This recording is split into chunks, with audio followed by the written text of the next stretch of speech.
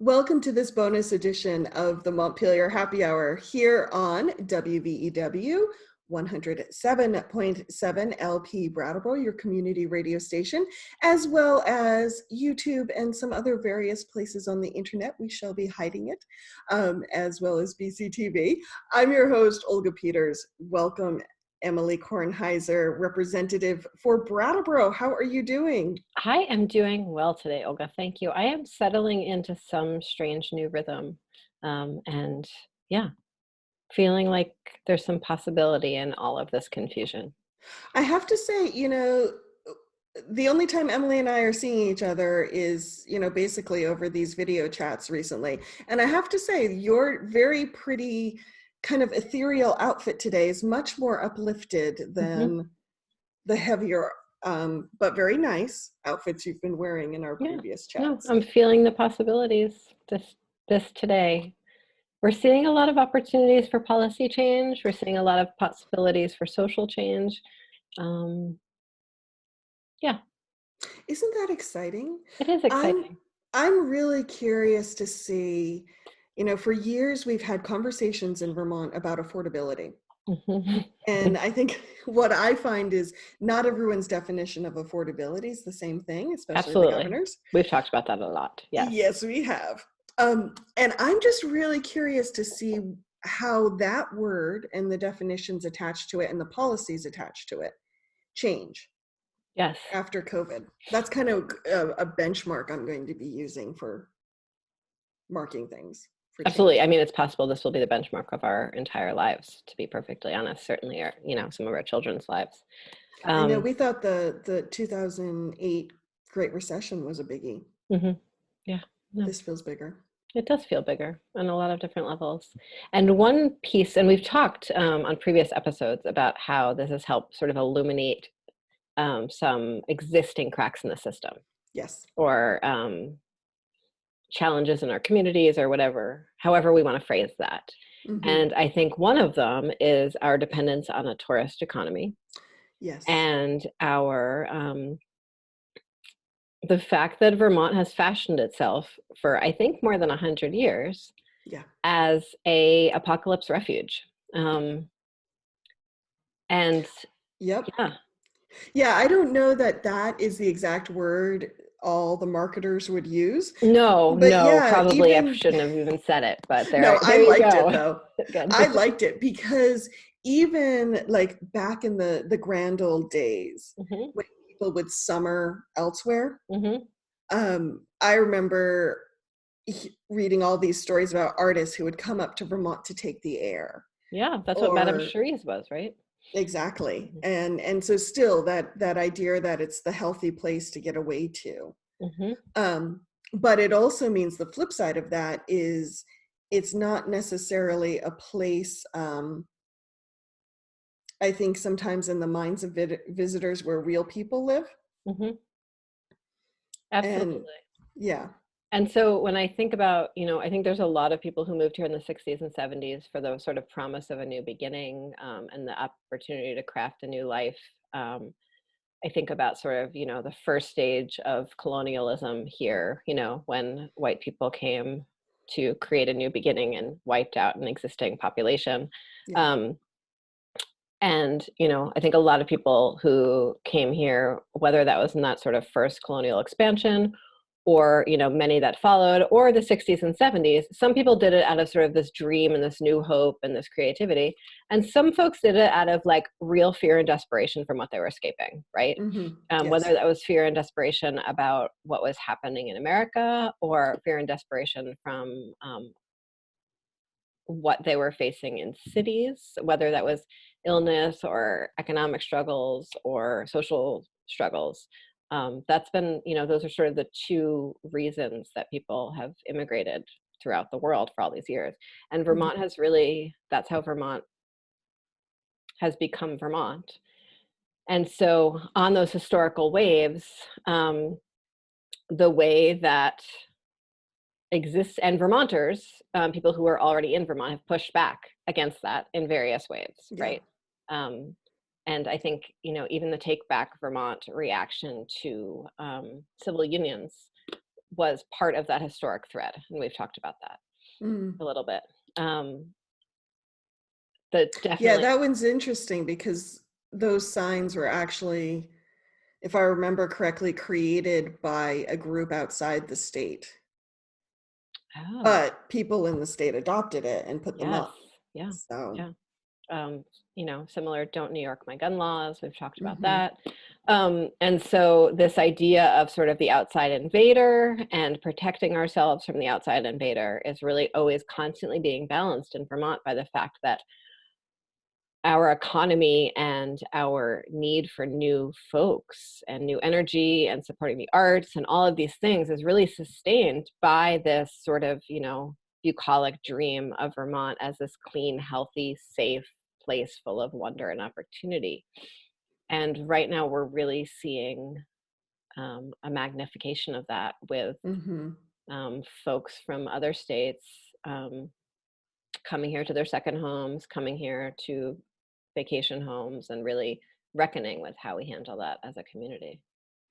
Yeah, it's interesting because what for me as someone who grew up in a resort town, Mm, and my father had a inn and restaurant, so definitely part of the tourist industry, my stepfather. And then of course I worked at gift shops, all through college and helped put my way through college. It's this interesting tension of resources, of being grateful for this influx of money, because let's face it, Vermont doesn't have a lot of its own, mhm, but also some classism mhm, and being economically a second class citizen. At least it felt that way in your own home. mhm, And I think that is that question of resources, mhm, or I shouldn't say question, that fear over resources mhm, is what's really being highlighted here. mhm, And I feel the state has a lot to answer for with its tourist industry. mhm, Um, in so many ways. One, because I think it doesn't question it very often mhm, because it's such a cash cow as far as mhm. taxes goes. Yeah. And yet for people living on the ground, whether you are, working in the tourist industry, or if you're a tourist or a second homeowner Mhm, who's expected to pay really high taxes mhm, for a second home, that reality on the ground is not necessarily the same. mhm. Um, And, and even when I had first moved here, so fresh out of New York myself, more than 20 years ago, and was waiting tables, and the way people treated me, as if I was a second class citizen. And then when they realized that I was a college student from New York, how visible their shift was in perception made me really immediately aware of this incredible bias that was shown towards Vermonters by people from out of state. Whereas I don't know if I would have been able to recognize that if I hadn't actually seen that switch go off, that flip when they realized who I really was. Um, mhm. and so that's been sort of something I've carried with me in all of these years that I've been living here, whether that was working in the service economy or policy making. And in the legislature, when we look at issues around the tourism economy, I've often asked, can we please get explicit as we're having this conversation about what value this brings to our communities beyond Mm, revenue? And not yes. saying, revenue is very important. I'm not saying it isn't. And the property tax that second homeowners pay is incredibly important to support our school system. Um, the revenue that comes in terms of sort of meals and rooms tax and sales tax, also very important for sustaining other services we provide. Um, but I think it's also important to look at sort of what wages those jobs pay, and then what resources are not available because those resources are sort of going towards supporting and investing, continuing to invest in a tourist economy. Mhm. So Vermont's finding itself at this particular crossroads right now as we're seeing folks coming in from out of state to be somewhere that feels sort of safer and warmer and airier than um, a crowded city where, for me, the idea of being in an apartment in Manhattan with my family, knowing that, there are EMS who can't respond to calls because they're flooded, knowing that the hospitals might not have a spot for me and my family, knowing that probably the person delivering my groceries is infected because they have been on the front lines more than anyone without proper protection is, I mean, It's terrifying. it's terrifying. And so I have so much empathy for folks who are showing up here. Yeah. And so I was really excited to see that as Vermonters were getting more and more escalated about folks who were showing up here, we're beginning to see some real guidance around what does it mean to be someone who crosses the border into Vermont and says, you know, I need respite. I'm here for respite. What are my obligations to you because I've now joined your community? So how do we start that conversation, right? Yes. And just to put some things into context, you know, part of what is at the crux again of this conversation is resources, because as Laura Sibilia noted in one of her email newsletters that she sends out every week, there are some resort towns where the number of second homes, it's like 4-to-1 ratio between second homes and year-round residents. And what that happens if all those second homes are filled at once, and just for the sake of argument, let's say everyone there needs medical care, that's a very different planning structure than planning for the year-round population. Now suddenly, do we have enough hospital beds? Do we have enough protective gear? Do we have enough whatever people need to be cared for if they're sick? And I want to really highlight those are important questions to ask, and we didn't just start asking them this week. No. Those questions were questions that, you know, I asked, and I know a number of other legislators were asking weeks ago when we were really starting planning for this pandemic.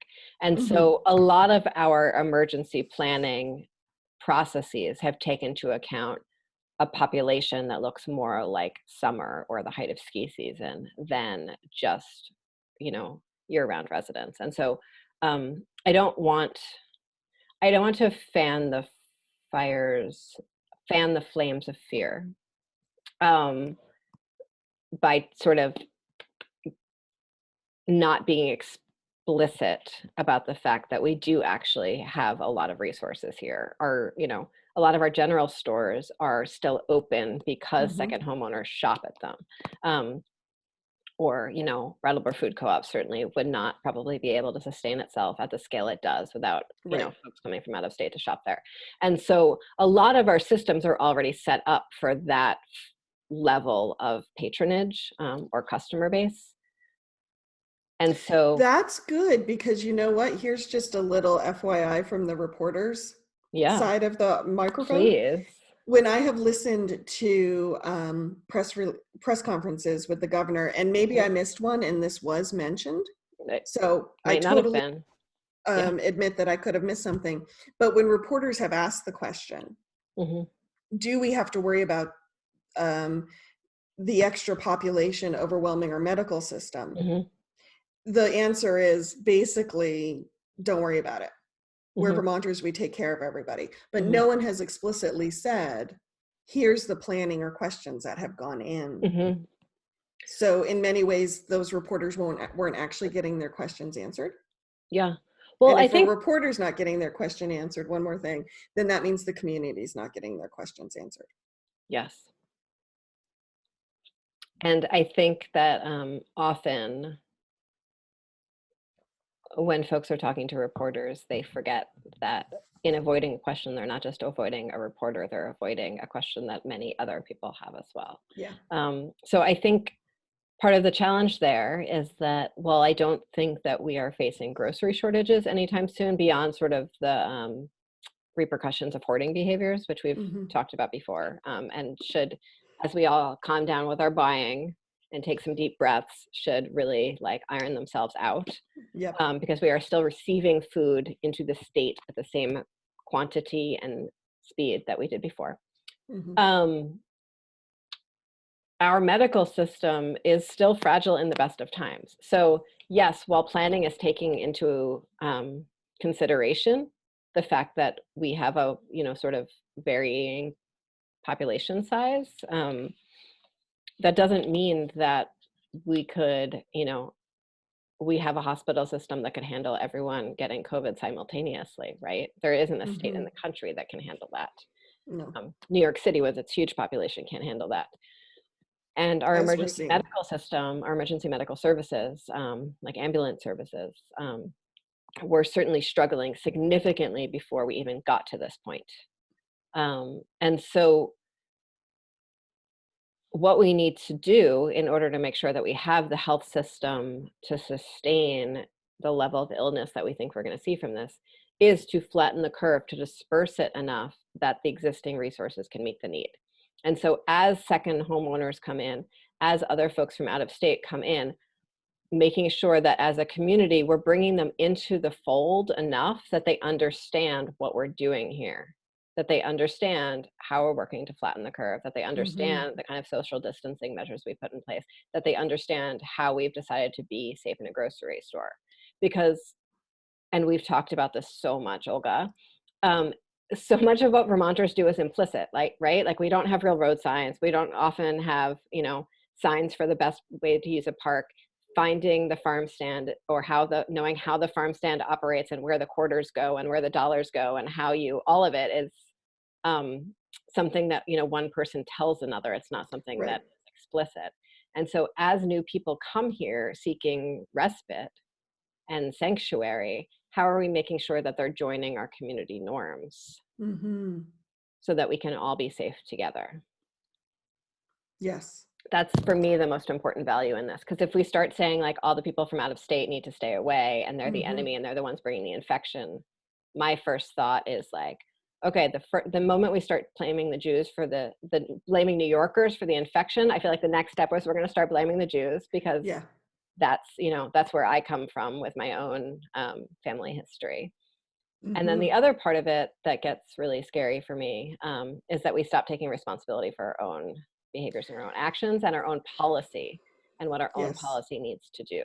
And then there's also, like, I have a constituent whose mom lives in Massachusetts, and like at some point she's 90, she's probably gonna need to bring her mom to her house. Hmm. Um, and so many of us who live here have moved here from out of state and have deep family connections, in other places. So if we're going to be, isolated, maybe some people need to be isolated with their families and their loved ones that they need to care for.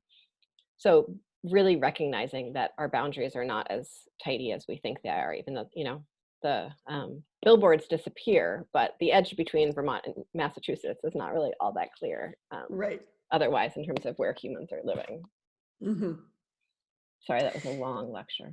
No, that was a good lecture though, because, I think as we're talking, one of the cracks in our system that this crisis is illuminating is our fears, Hmm. and fears that we've been holding for a long time, Yeah. and which means those fears aren't being answered. Hmm. And they're also, I think, something that to me is a very American thing. There's so many beautiful things about America. I love our optimism. I don't love our habit of blaming the other. Yeah. And if there's no other to blame, we'll find one. Hmm. And I think that's the other crack in our system that is being illuminated right now. Hmm. Because when it comes to something like a pandemic or a virus, there really aren't enemies. A virus does not care Mm-mm. who you are, how old you are, where you're from. It's just like, can I get you infected? Here we go. That's what a virus wants to do. Hmm. And so this is a perfect time for us to practice Hmm. community, actually. Absolutely. But those fears that I don't think we've ever spent enough time addressing as communities, around the fact that many of us feel like folks who come here as tourists or visitors don't see us as fully human and fully Hmm. integrated members of our own, having our own communities, our own cultures up here.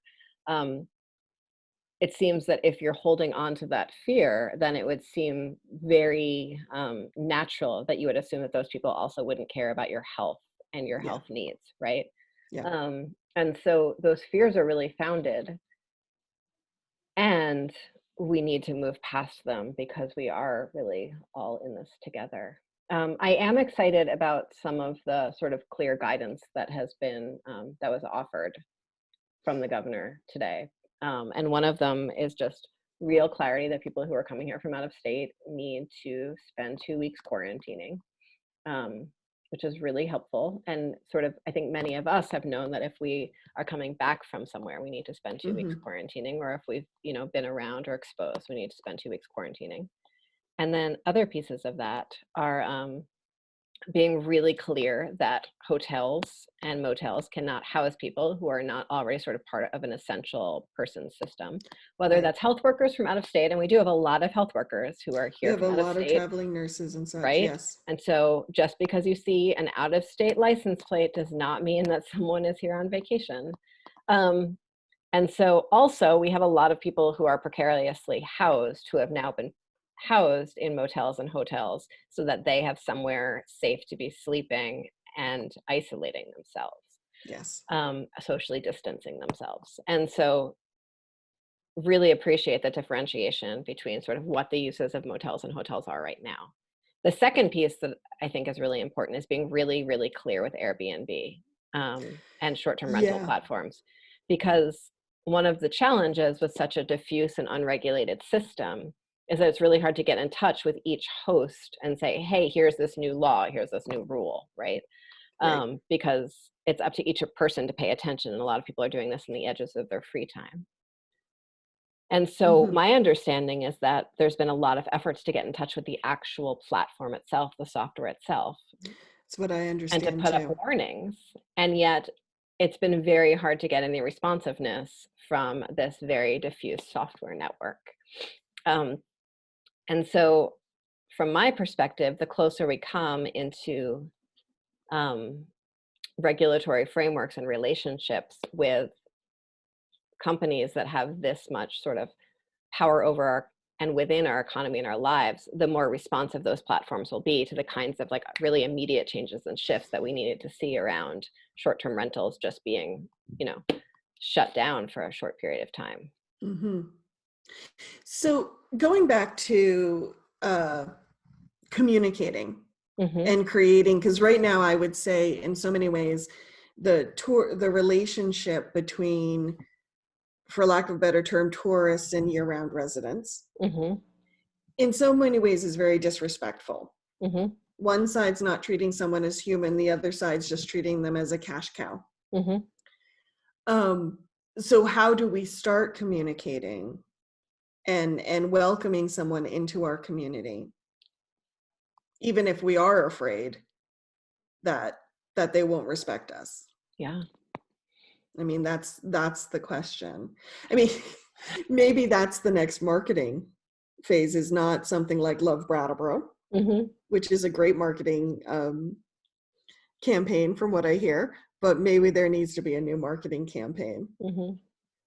So come actually be of us or with us or something like that. So, I know we've talked about putting up, the highway signs that say, that are reminding people about social norms, like, hey, you show up, social distance, quarantine, whatever it is, right? Being really explicit with people. And then other parts of it are, during different times, what's really important to me is when I see someone sort of looking a little bit lost in the street or in the grocery store, wherever it is, really talk to them the way I would talk to another, someone else that I know, and say like, hey, what are you looking for? You need, but like really being clear that like, I'm a person, I live here, I'm not a tour guide. And these are also real people. And so being like continually engaging in that way, I think is really, really important, because it's really easy to be like, I'm going to ignore all these people who are ignoring me. And I remember when I first moved here and people would like smile at me on the street, and it was so disorienting. And then after a little while, I got used to it. Now I do it. So just holding people to the community values that we're all living by. So not exempting them, and also not blaming them when they don't know, our special New England ways. Right. Well, because that's the thing about different cultures, whether it's Vermont and another state or another country or what have you is we always believe that the culture we're living in is the quote unquote normal one. Yes. And so two people across a cultural divide both deciding that they're the normal ones. Yeah, totally. And so like when people from out of, you know, people who are coming here fresh from somewhere else and are, you know, seeking sanctuary, how do we say like, hey, you can't hoard toilet paper either, right? Mm-hmm. Um, I really appreciate you sharing these thoughts, Emilie, because I admit at times I still, even though I am now in my 40s mhm. and have a job and have traveled overseas and lived overseas, I still hold a lot of anger Yeah. towards the tourist industry. You know, because for my experience of, I've seen that shift too, where someone thought I was like them and then realized I was just the townie or just the woodchuck or just the hill Mhm. kid. Yeah. Um, and so I really appreciate you sharing your experience Mhm. because it reminds me that, yeah, this is messed up. It is messed up. It's messed up, and like we all have a, you know,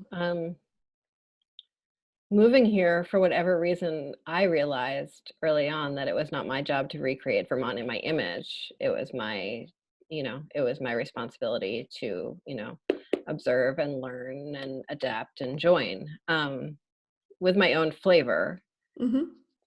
I don't think anyone's ever going to think I'm a New Englander, but and so I think that's an important balance to strike, that we Mm-hmm. are all richer for diversity, Yes. and it's okay to hold people accountable to what's best for the community sometimes. And what's best for the community right now is that people share resources and that people keep themselves as socially distant as they can, and that people who are like our essential frontline workers, whether that's working in a grocery store or working in a childcare facility or working in a hospital, that those folks are getting the respect and consideration that they need. And one of those pieces of respect and consideration is that we don't take undue risks that will then cause them undue risks, right? Yes.